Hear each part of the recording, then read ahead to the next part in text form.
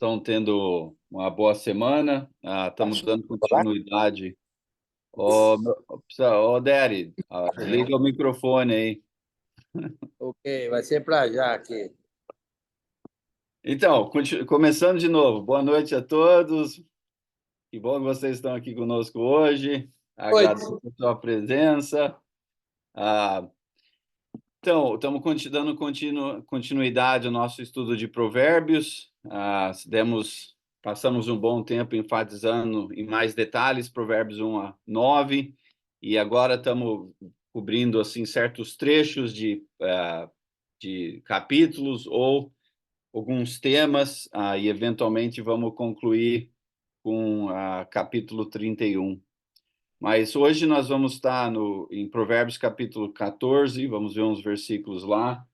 Ah, o que eu quero relembrar a todos é que Provérbios, a essência de Provérbios é conceptualizando a vida, a realidade em dois caminhos: o caminho da sabedoria e o caminho da tolice.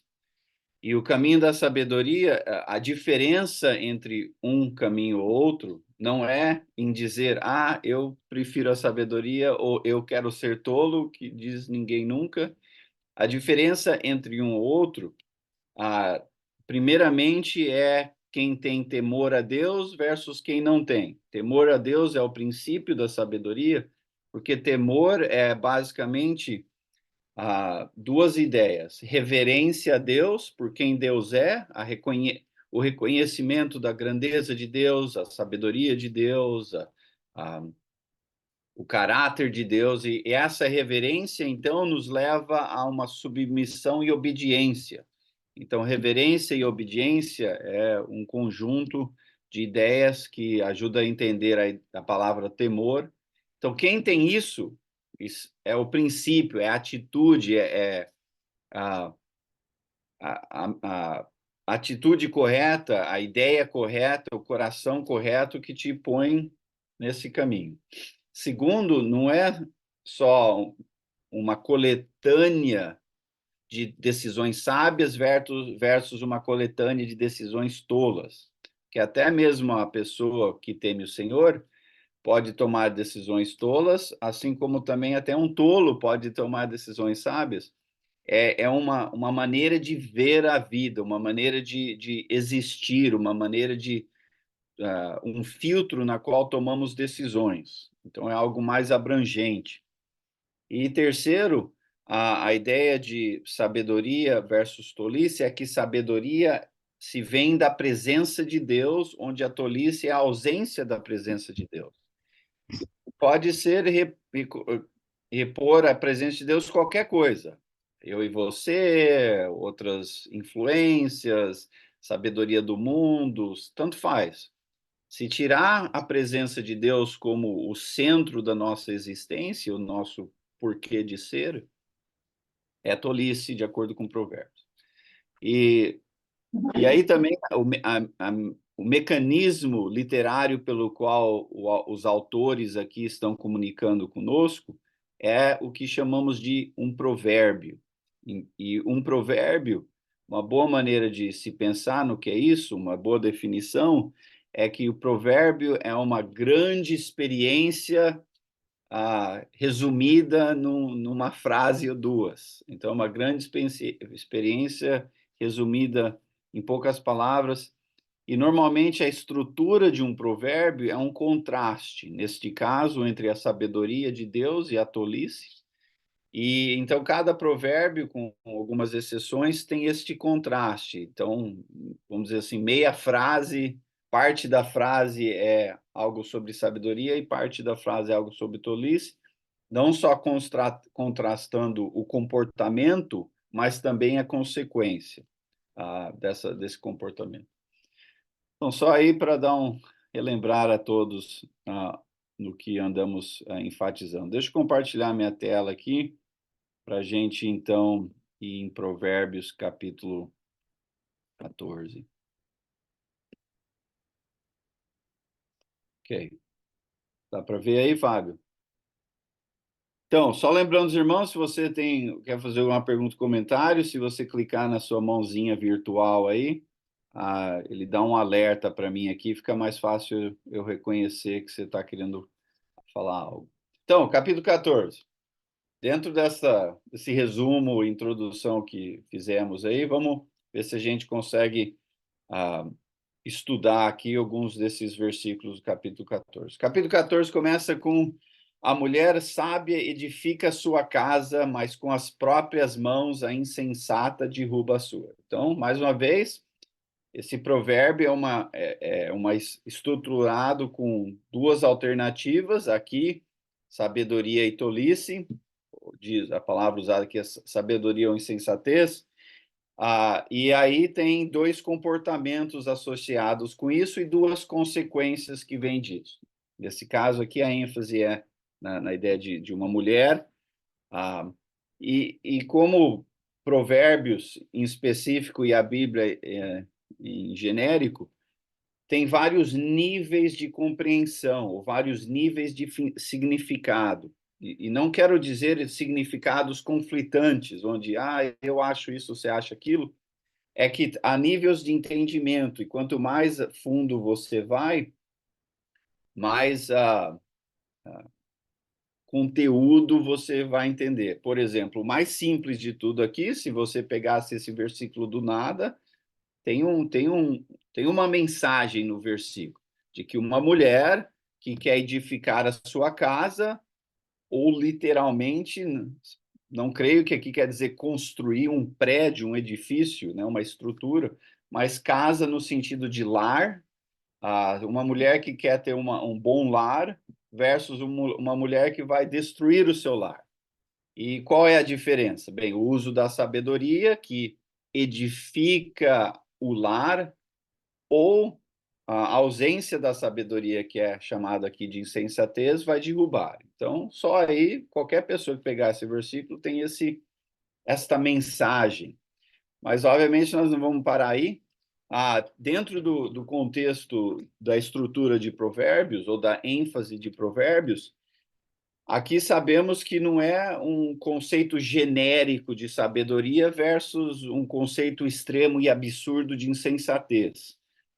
É dentro dessa ideia de presença de Deus ou ausência de Deus. Então, a mulher que age, que pensa, que encoraja, que toma decisões relacionais no lar, seja lá quem faz parte desse lar, com a presença de Deus e como uma continuação do relacionamento que tem com Deus, então tem um relacionamento sábio com os participantes do lar, esta pessoa, esta mulher está edificando a sua família, edificando o seu lar. A ausência disso, o contraste disso, é a pessoa que está tomando decisões em relação ao marido, em relação a filhos, em relação a sogra, sogro. A ideia de lar no mundo antigo era mais abrangente do que só mãe, pai e filhos. Era uma família um pouco... Normalmente se pensava em sogro e sogra, em irmão e irmã, e primo e prima, então era um pouco uma família maior. Então, a pessoa que está tomando decisões nesses relacionamentos sem a presença de Deus já é tolice. A pessoa não tem que decidir, eu quero destruir o meu lar, para ser tola. A destruição do lar, o derrubar do lar, o quebrar dos relacionamentos nesta família estendida é consequência de decisões tomadas com impactos relacionais que são tomadas na ausência de Deus. São tomadas por sabedoria própria, por motivos próprios, por seja lá o que for, de vergonha, de maldade, de sentimentos magoados, tanto faz. São decisões que não refletem a presença de Deus. E isso, consequentemente, derruba o lar. Se a gente for mais fundo ainda, lembre-se que uma das ferramentas e estratégias literárias aqui de Provérbios é em contrastar sabedoria e tolice, personificando ambos conceitos como duas mulheres, chamando os leitores, né, a ter um relacionamento íntimo com ou uma versão ou outra. E a ilustração aí é uma referência às duas versões de Eva, onde Deus criou Eva para ser uma presença de sabedoria, uma presença de estabilidade, uma presença relacional necessária para que para que então homem e mulher em conjunto realmente refletiria a presença de Deus descrita lá em Gênesis, ou a versão de Eva, que é influenciada pela astúcia do mal, que, consequentemente, então, Eva acaba sendo uma influência destruidora, ou que derruba o marido, e aí ambos vão viver uma vida, um lar, em Gênesis 4 para frente, cheio de dificuldades, inclusive com criação de filho, um filho mata o outro e assim vai. Então tem todos esses níveis. Qualquer nível que você quiser abranger aí, você vai aprender algo do que Deus está tentando nos comunicar. Então, mais uma vez, nenhum desses níveis é necessariamente uma crítica à mulher. Do nível 2 para baixo aí, exemplificando conceitos importantes aqui através da ideia de mulher. E assim também com Eva, não é uma crítica a todas as mulheres, é uma ilustração que Eva foi criada para um papel, mas acabou sendo influenciada para outra. E, na verdade, se encaixa qualquer ser humano de uma maneira ou outra. Então, versículo 2: quem anda direito teme o Senhor, mas quem segue caminhos enganosos o despreza. Mais uma vez, despreza. Mais uma vez, um contraste aqui. Neste caso, a ideia de temer o Senhor versus desprezar isto. E um ilustra a ideia de sabedoria e o outro ilustra a ideia de tolice, que é uma ênfase em Provérbios. E aí, se há consequências ou ações que levam a consequências. Quem teme o Senhor aqui anda de uma forma diferente, vive de uma forma diferente, age de uma forma diferente. Quem não teme o Senhor vive de uma forma que reflete essa ausência.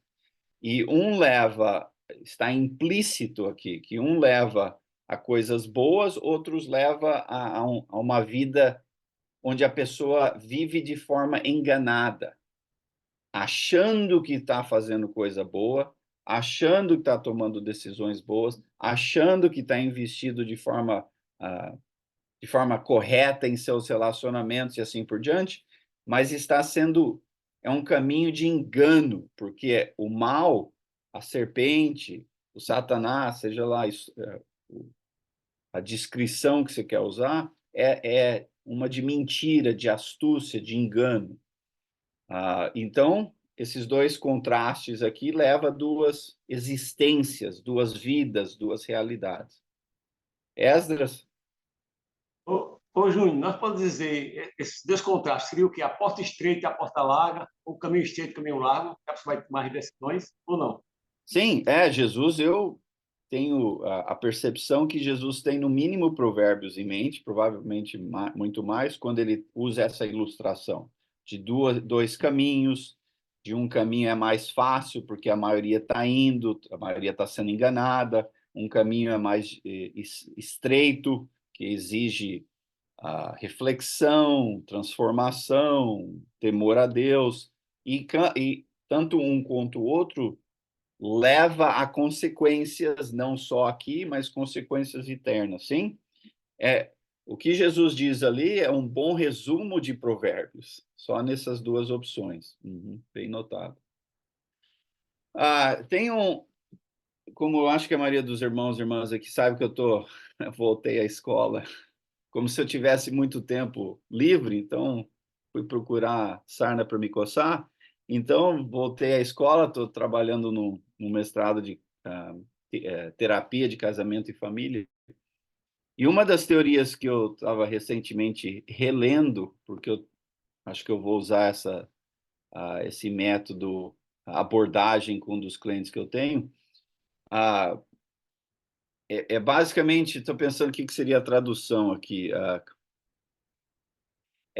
cognição comportamental, a teoria de cognição comportamental. Em outras palavras, o que você pensa leva a sentimentos que levam a comportamentos, a esse triângulo. Então, pensamentos em cima aqui leva a sentimentos, emoções que proporcionam ou motivam ou dão ênfase a comportamento. E esse triângulo, essa conexão, pode ser mudada não tanto no sentimento, porque sentimento é difícil de se controlar se você tentar controlar o sentimento, a emoção em si. Ah, eu quero me sentir feliz. Vai. Não é assim que sai. Então, do que tentar enfatizar ou controlar o sentimento, você tenta mudar o seu pensamento, porque pensamento leva a sentimento que leva a comportamento.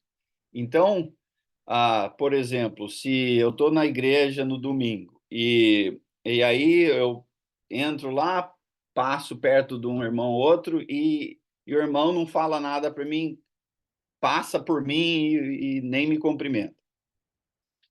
Então, o pensamento que eu tenho pode ser: olha, o irmão totalmente me ignorou, não quer falar comigo, me ignorou, e esse pensamento me leva a um sentimento. Um sentimento pode ser o sentimento de irritação, um sentimento de vergonha, um sentimento de ira, né? Depende do que está acontecendo ali.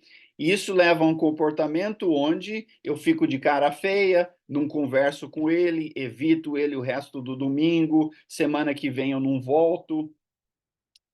E se eu pensar diferente?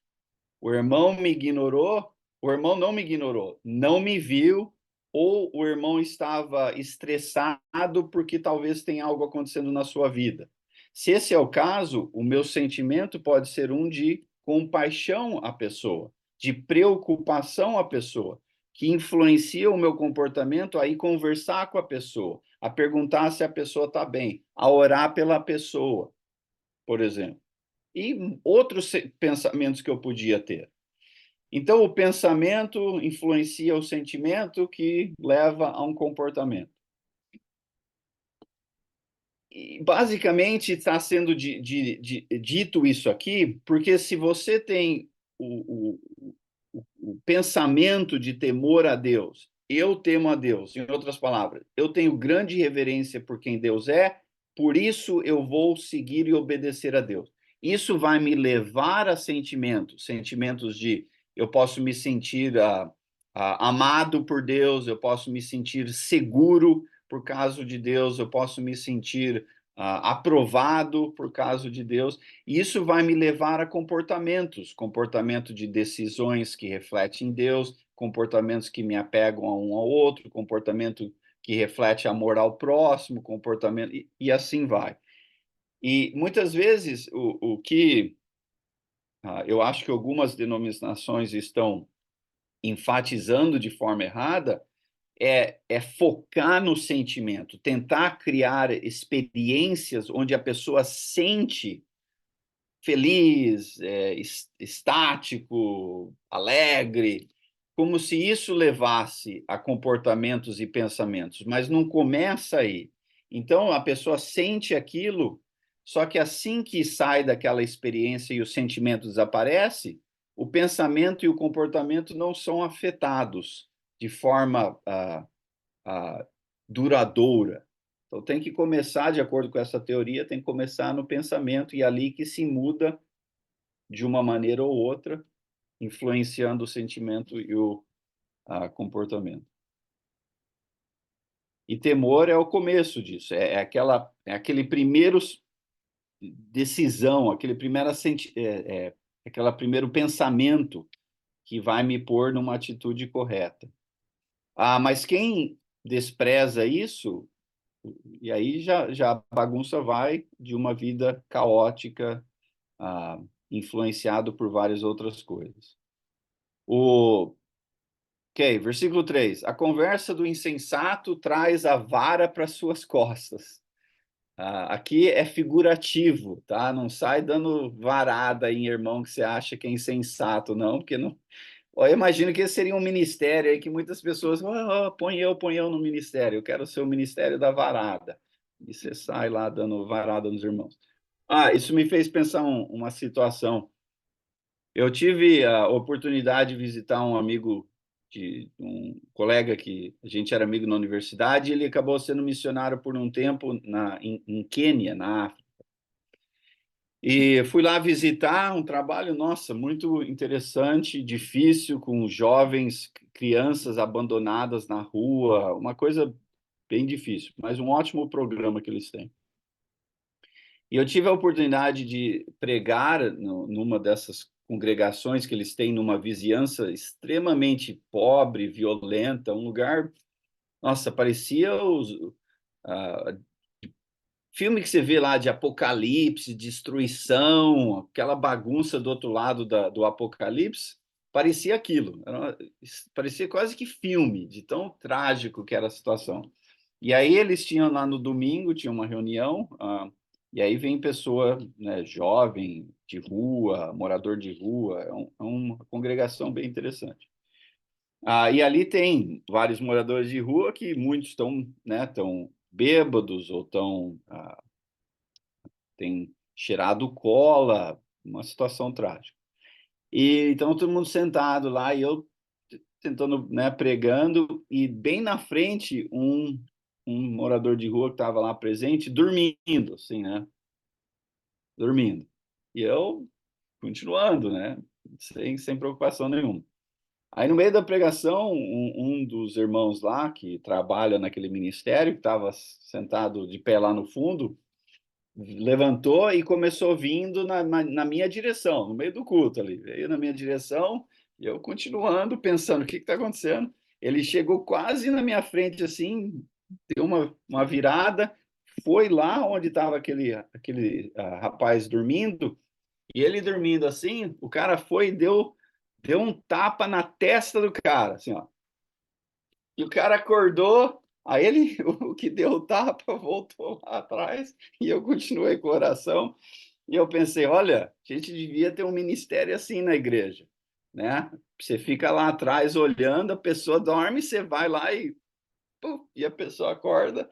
E o cara que estava dormindo acordou, deu uma olhada assim, fez um sorriso e ficou prestando atenção, como que acho que era algo comum. Mas então, nem o ministério de dar a tapa, nem o ministério da vara, aqui é o que está dizendo. Bem, olha lá, primeiro que quer participar no ministério da varada, Wagner? Enio Júnior, isso é coisa de pai e filho, né? Vocês têm esse poder de fazer as pessoas dormirem na mensagem? Tem, isso é talento, né? Todo mundo tem essa capacidade, não. E, rapaz, até internacional eu tenho essa influência, né? Mas sim, então, assim como o pai, né, o filho, né? Eu peguei do meu pai esse talento. Então, a conversa do insensato, voltando àquele triângulo, né? Os pensamentos não é só pensamento na cabeça, né? O que você fala, você está pensando, ou para você ou em voz alta. Então, o pensamento do insensato que sai em palavras já é errado, já é incoerente com a presença de Deus, já está na ausência da sabedoria de Deus.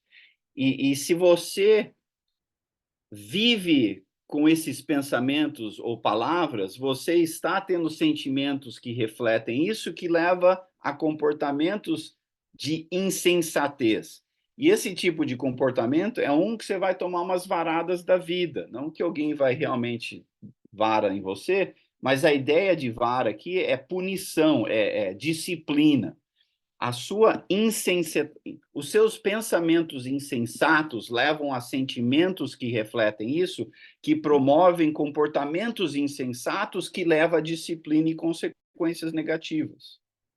E quem vive nesse ciclo aí, nesse triângulo, vai ficar sendo corrigido, mas se não muda os pensamentos, não muda o sentimento e o comportamento e, consequentemente, não muda as consequências ou as varadas da vida. O contraste é os sábios, os lábios, o que o sábio fala é porque pensa. Então, os pensamentos e a mensagem do sábio não é porque ele é sábio, é porque ele está com a presença da sabedoria divina. Esses pensamentos, essa mensagem leva a sentimentos que refletem isso, que promovem comportamentos sábios, que levam a não disciplina, a ausência da varada, né?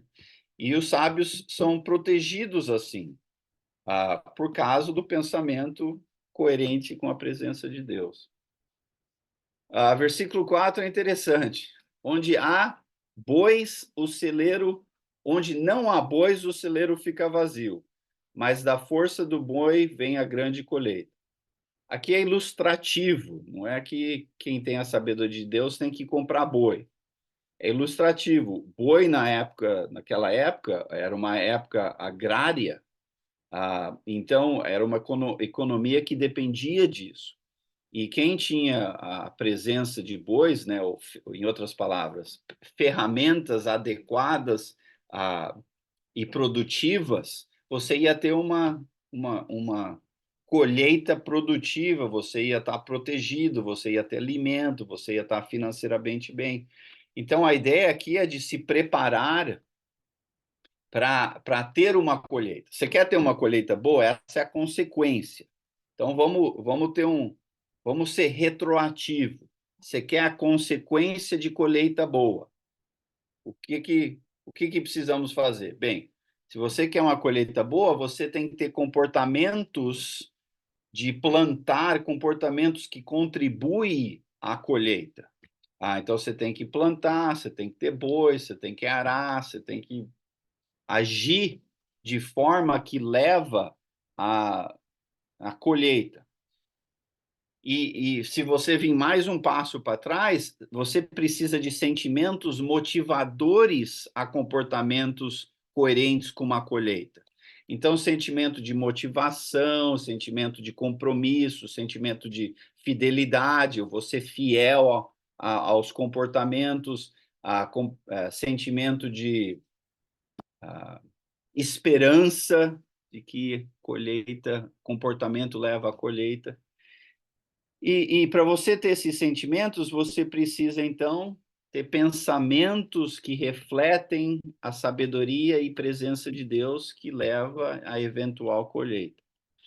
Então, tudo isso é um ciclo, né? Se quer segurar o exemplo de um triângulo, também ilustra bem. Ok. A ausência disso é quebrar o processo que leva à colheita. E tem muito irmão, né, vamos dizer assim, muitos de nós, deixa eu ser mais genérico ainda, que está querendo uma ótima colheita, mas o processo está quebrado em algum lugar, está faltando algo em algum lugar nesse processo. O versículo 4 aqui enfatiza um elemento desse processo, que tem a ver com a ideia de ter ferramentas produtivas, ter ações coerentes com o que você está querendo ter aqui. Ok. Versículo 5. A testemunha sincera não engana, mas a falsa transborda em mentiras. Era a maneira na qual o sistema legislativo era feito na antiguidade era muitas vezes com testemunhas. Se tinha uma testemunha que falava, sim, ele roubou, ele matou, ele traiu, ele adulterou, muitas vezes era o suficiente, bastava uma testemunha, principalmente se era uma testemunha de pessoa mais rica, ou alguém que tinha alguma influência ou poder, e assim por diante. Então, em Israel, em específico, tinha que ter mais de uma, né? 2 ou 3, e tinha um processo um pouco mais abrangente, com mais detalhes e mais passos. Mas, mesmo assim, a essência da ideia de ser uma comunidade que vive em, em honestidade um com o outro, que relaciona-se de forma honesta, que representa honestidade, que pessoas que testemunham podem ser confiadas a falar a verdade, não através de engano, não através de motivações erradas, não através de suborno ou assim por diante. Isto é importante. Caso contrário, você está sendo uma pessoa que transborda mentira, não, não um problema só individual, eu estou mentindo, mas é um problema que tem consequências relacionais, tem consequências legais, tem consequências em comunidade, porque se somos um povo que é para refletir a presença de Deus, porém agimos de forma enganosa, o que estamos, na verdade, dizendo é que estamos com a presença do mal, que tem tudo a ver com engano. Então, se você age de forma mentirosa, de forma cheia de mentiras ou de forma enganosa, esse comportamento se vem de sentimentos de inveja, sentimentos de vingança, sentimentos de seja lá o que proporciona isso. E se você voltar um passo ainda, você está tendo pensamentos não de sabedoria divina, mas pensamentos que refletem a influência do mal, do Satanás, da serpente. Então, se você age de forma mentirosa, de forma enganosa, você está basicamente dizendo que você está agindo pela influência do mal. Então, mais uma vez, há um processo todo aí que está sendo refletido. A mentira não é necessariamente o problema, é o sintoma do problema, que é a presença do mal na sua vida ou a ausência da presença de Deus. Ok. Versículo 5, 6. O zombador busca sabedoria e não encontra, mas o conhecimento vem facilmente ao que tem discernimento. Mais uma vez, o contraste aqui é entre sabedoria e tolice, ou em específico, conhecimento ou zombaria. Um leva a ausência de sabedoria, o outro leva a discernimento. Então, quem zomba, e zomba aqui não é só a pessoa que sai tirando sarro um do outro, não é a pessoa que só fica falando abobrinha. É a pessoa que, na verdade, está zombando a sabedoria de Deus que está sendo oferecida. Isso lá no capítulo 1, se você lembra, o capítulo 1 começa, metade para o fim do capítulo 1, é uma situação onde a sabedoria personificada como uma mulher está presente nos lugares de grande tráfico de pessoas, né, aquele fervo de gente do mundo antigo, chamando, clamando, se tornando disponível às pessoas que estão passando, porém vários ignoram, consequentemente, zombando. Deus está ali disponível e se oferecendo a estar em um relacionamento com nós, mas se ignoramos isso, estamos zombando a Deus. E quem então tem essa atitude de, eu não preciso de Deus, não preciso de religião, não preciso de, né, eu sou esperto, eu sei, seja lá onde, o que mais, isso é zombaria. Isso, com esta atitude, mesmo se você quer ter sabedoria, se você tem essa atitude de zombar, não faz diferença que você está buscando.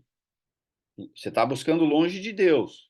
Então, você está lá em livro, em filosofia, em, sei lá, universidade, seja lá onde você está buscando, o problema não é a falta de buscar, o problema é que você está com uma atitude de zombaria. E se você tem zombaria no coração, faz diferença onde você está buscando, você não vai achar.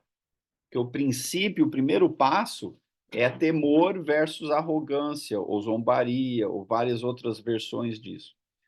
Mas quem tem conhecimento, né, quem tem a atitude correta, e o conhecimento de Deus está disponível e sendo usado, absorvido, aprendido por nós, você vai agir de uma forma com discernimento, você vai tomar decisões que mostram a presença de Deus na sua vida.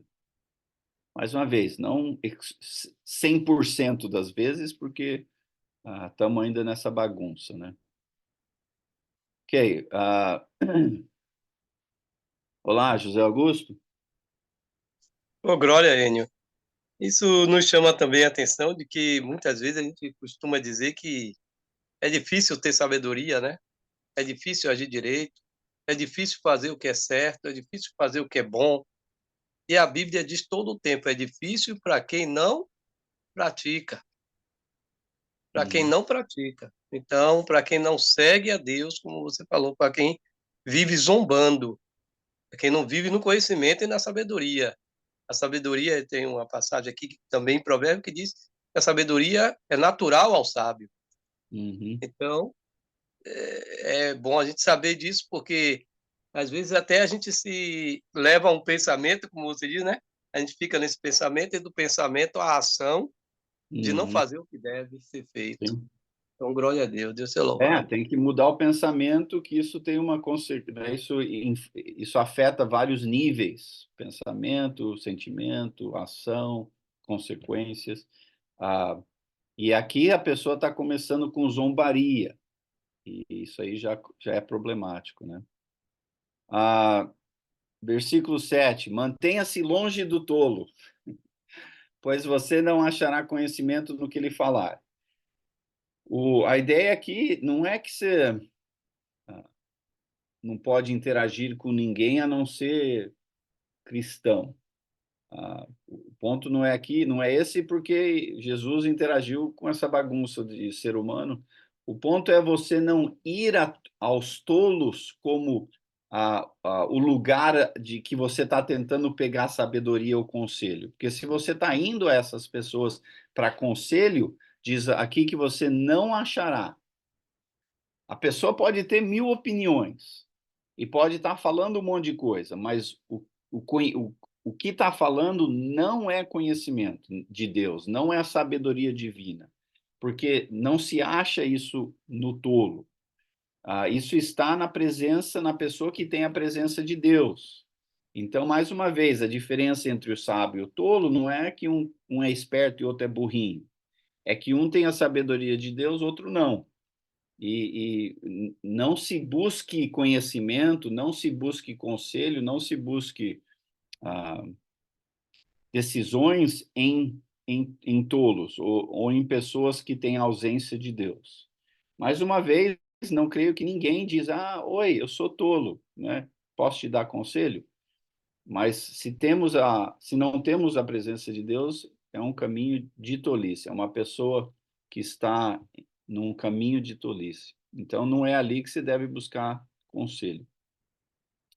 A sabedoria da pessoa, do homem prudente, é discernir o seu caminho, mas a insensatez do tolo é enganosa. Aqui é várias frases dizendo a mesma coisa, que a tolice é enganosa, o tolo está sendo enganado, consequentemente é tolo, sem saber que é. E aí a pessoa que está no engano da tolice vai agir de forma achando que é sábio, consequentemente enganando outros. É aquela ideia, a versão da Eva que foi enganada, consequentemente enganou. Não creio que a Eva, ao ser enganada pela serpente, falou: nossa, eu não quero ir para o inferno sozinha, não, então deixa eu lá enganar meu marido também. Eu acho que ela enganou por estar enganada. Não, é a influência do mal. Então, se você quer ser uma pessoa prudente, é a ideia de saber discernir o dia a dia, se isso é bom, se isso não é bom, se isso é correto, se isso não é correto. E tudo isso vem, mais uma vez, pela presença de Deus e a sabedoria divina. A ausência disso é enganosa, é uma maneira enganosa de ser, uma maneira enganosa de se pensar e uma maneira enganosa de se agir, né? Enganando você e outros. Os insensatos zombam da ideia de reparar o pecado cometido, mas a boa vontade está entre os justos. Que é um versículo bem importante, porque é inevitável na interação com pessoas, na tentativa de comunidade, principalmente a ideia de comunidade de fé, né, congregação, igreja, é impossível pela influência do mal que ainda existe nesse mundo, de que não se vai haver dificuldades relacionais. Com marido, esposa, filhos, irmão, parente, vizinho, quer dizer, inevitável, inevitável. A diferença não é que na igreja não se tem problemas relacionais e no mundo só tem problema relacional. Uma diferença notável é que dentro dos que estão tentando seguir a sabedoria de Deus, ou ser transformados pela sabedoria de Deus, pela presença do Espírito, seguidores de Cristo, pessoas comprometidas à palavra de Deus, tudo isso. A diferença é que nesta realidade, a pessoa está comprometida, tem boa vontade de restaurar o que foi afetado pelo pecado em relacionamentos. Se realmente, naquela minha ideia, exemplo, realmente o irmão passou e me ignorou, se realmente foi isso que aconteceu, mesmo se foi, se eu tenho um pensamento positivo sobre isso, vai me levar a um sentimento positivo que vai me levar a uma boa vontade e ações a restaurar aquilo. E aquela boa vontade, aquele sentimento de boa vontade, vem pelo pensamento correto que vai me levar a ações reparativas. O zombador não tem essa boa vontade, não tem essa disposição. Ele não está nem aí, ou chuta o pau da barraca, ou quer dizer, agrava a situação, não quer e não tem boa vontade de reparar danos feitos em relacionamentos. Pô, infelizmente, tem muito irmão igreja que não consegue manter unidade, talvez por causa disso. Tá faltando boa vontade. Se está faltando boa vontade, está faltando pensamentos que refletem a sabedoria de Deus, que obviamente está faltando comportamentos reparativos, né, nessa situação. Versículo 10. Cada coração conhece a sua própria amargura e não há quem possa partilhar sua alegria.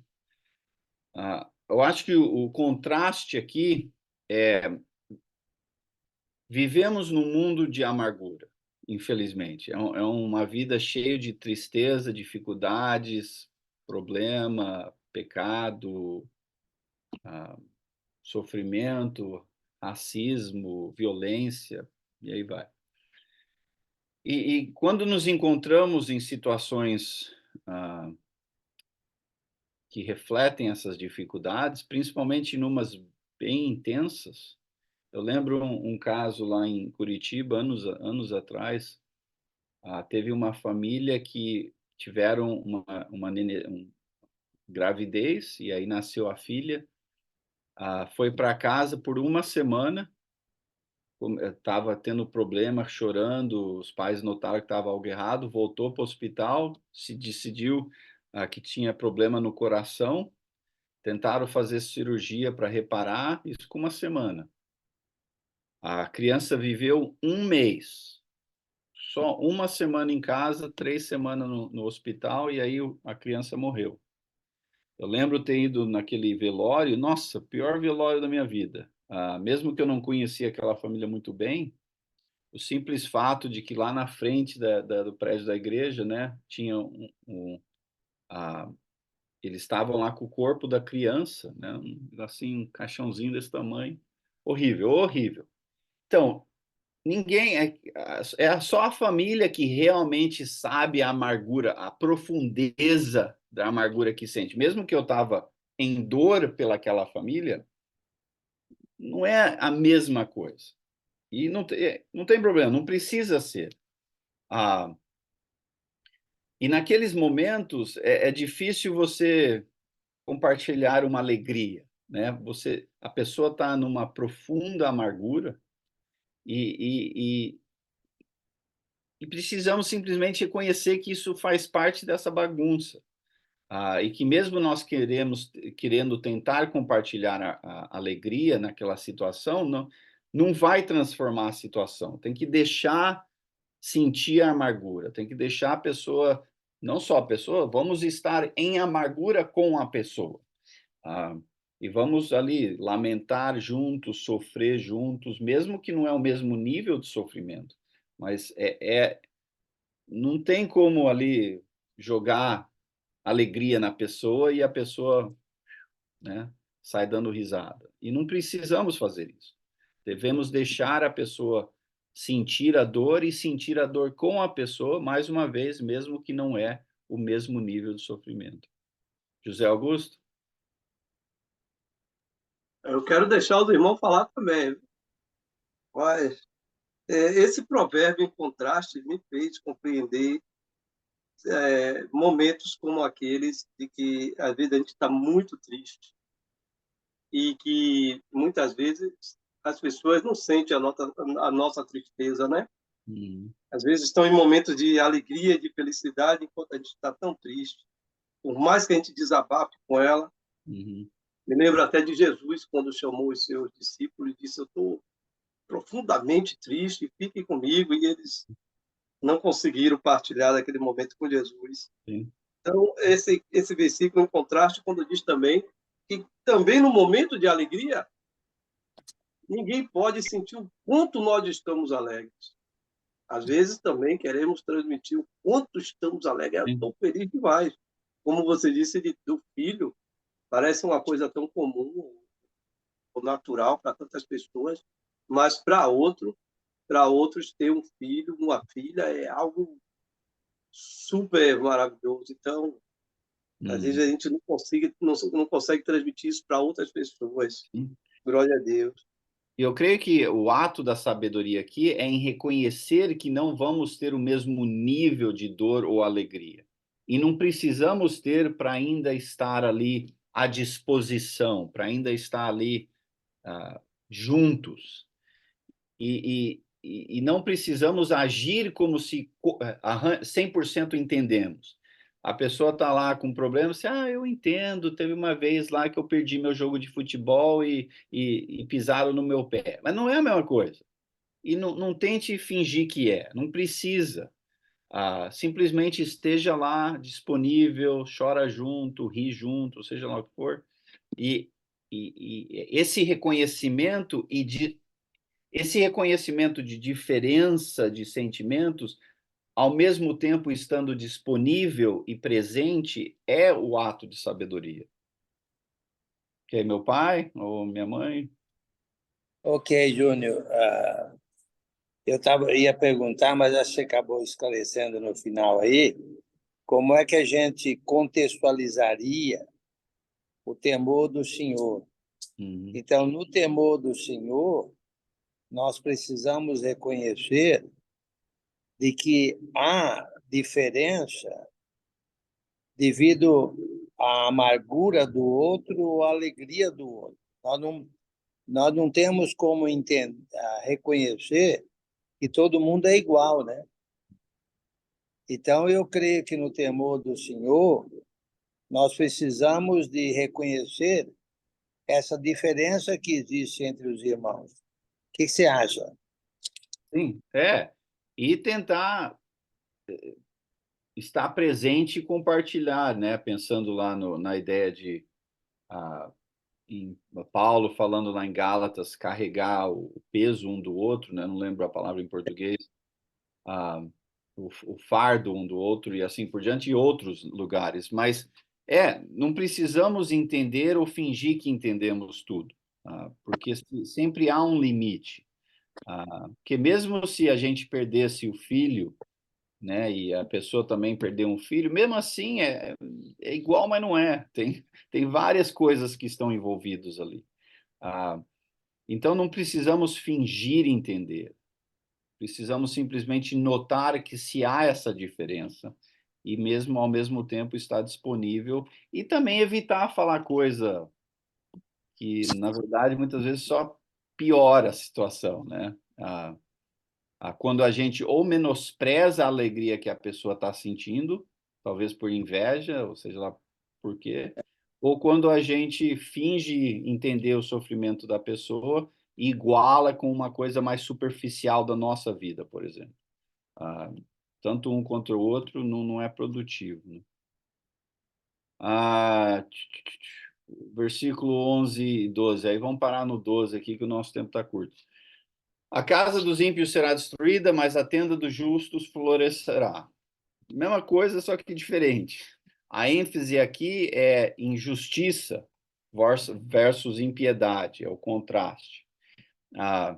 A pessoa que é ímpia, o que é impiedade? Bem, no mínimo é um contraste com a justiça.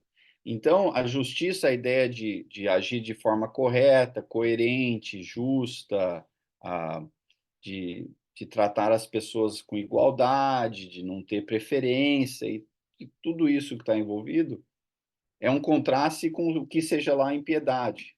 Se a gente muitas vezes não entende uma palavra ou outra, o ponto aqui é que ambas são contrastantes. E o que estamos tentando ser é justos, né? Ou que é uma reflexão da sabedoria divina. E quando a gente trata as pessoas com justiça, quando construímos a nossa vida, a nossa congregação, o nosso lar, de forma justa, se há um florescer que vem disso.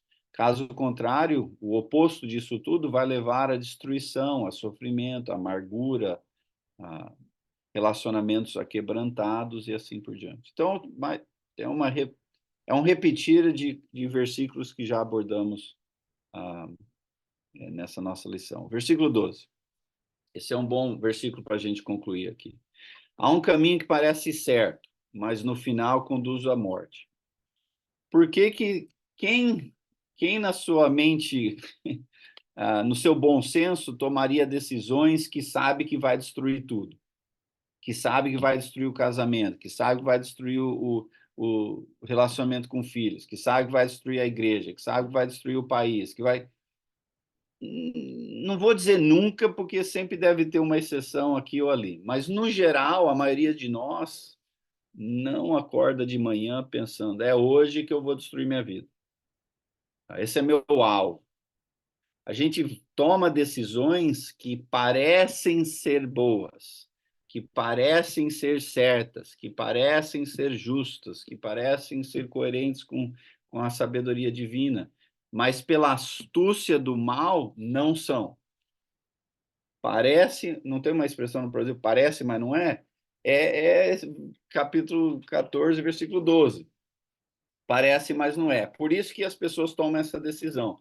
Por que lá na ilustração de Jesus, a maioria das pessoas estão escolhendo o caminho que leva à destruição eterna? Por que é mais fácil? Porque exige menos pensamento, menos reflexão, menos análise, menos transformação, menos... Simplesmente vai com o fluxo. Segue o fluxo que é nessa direção que vai pela astúcia do mal. O contraste é um caminho mais difícil porque exige transformação. Ninguém vem a Deus sem a necessidade de transformação, sem a necessidade de crescimento, sem a necessidade de mudar algo. E mudança, crescimento, transformação não é sempre agradável. Exige algo de nós. Então, é mais fácil a gente aceitar a propaganda enganosa e com o fluxo. Tem vários exemplos que eu podia dar na política, mas para não perder amigo, não vou dar. Mas, em geral, vocês entendem que muito da política é enganoso. né? A pessoa está tentando fazer uma propaganda. Olha, com a exceção, não é o que que era? Não tive o Maluf, que eu acho que era uma vez, que com a exceção do Maluf que falou eu roubo, mas eu faço, a maioria não é tão honesto em dizer isso. A maioria vai enrolar, mentir, ignorar, massagear. Que, bem, é que a maioria de nós fazemos de uma maneira ou outra. E o problema não é nem tanto que a pessoa está fazendo isso, é que a gente está disposto a aceitar isso, por falta de, sei lá, por falta de investigar, exigir mais, contemplar, comparar com a sabedoria de Deus. Não, não sei o porquê, mas a maioria de nós, no geral, política ou não, estamos mais vulneráveis, dispostos a ir com o fluxo e aceitar o engano do que demandar uma certa reflexão e possível responsabilidade nesse processo todo. E com a mídia social e a internet, pô, internet você pode escrever o que você quiser. Nunca tivemos acesso a tanta informação na existência da humanidade como hoje. Mas não acho que está todo mundo mais sábio, não. Porque muito do que se está na internet ou é abobrinha ou aparenta não ser, mas é. E a gente não tem ou a capacidade, ou o tempo, ou a disposição para ir, né, investigar tudo isso. José Augusto, e aí a gente para por aí. Quero exagerar, não, mas Josué, com todo boa intenção, ele julgou um povo como se fosse amigo, né?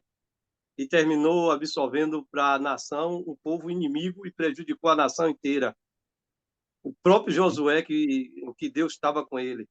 Sim? Davi, com tão boa intenção, queria fazer uma arca, uma casa para a arca de Deus, foi pegar a arca daquela vez e errou. Sim. Imagine os governantes de hoje quando erram. Será que eles estão assim alinhados com Deus para corrigir? E olha que as consequências do que ficou naquela época. Sim. Então, o meu ponto não é para ser assim, com que a ideia de arrogante e julgar o ser humano, porque ótimos exemplos aí, e eu e você sofremos com isso também várias vezes, né? Mas é algo a se notar da humanidade que estamos, no geral, a tendência, infelizmente, é a sermos enganados e estarmos dispostos a sermos enganados, até mesmo com boas intenções. Se sabendo que isso é possível, deveríamos talvez exigir mais da mensagem que está sendo oferecida a nós. Talvez devemos tomar decisões com mais tempo e contemplação. Talvez precisamos sermos mais dedicados à palavra de Deus. Talvez precisamos nos ter relacionamentos com pessoas mais maduras que podemos usar as pessoas como conselheiros e orar mais a Deus. Tem um monte de coisa que a gente pode estar fazendo. O ponto aqui é se notar que temos essa facilidade e tendência de ser enganados, consequentemente, devíamos estar mais comprometidos a essas soluções que eu mencionei e possivelmente outras. Porque na maioria das vezes a gente, ninguém vai me enganar. A gente já aí estamos mais dispostos ainda a ser enganado por essa arrogância de achar que ninguém vai ser enganado, que não vamos ser enganados. Mas há um caminho que parece ser correto. Por isso escolhemos. Só que o final é morte e destruição, né? Olá, ótimo, boa discussão aí, boa participação, Fábio.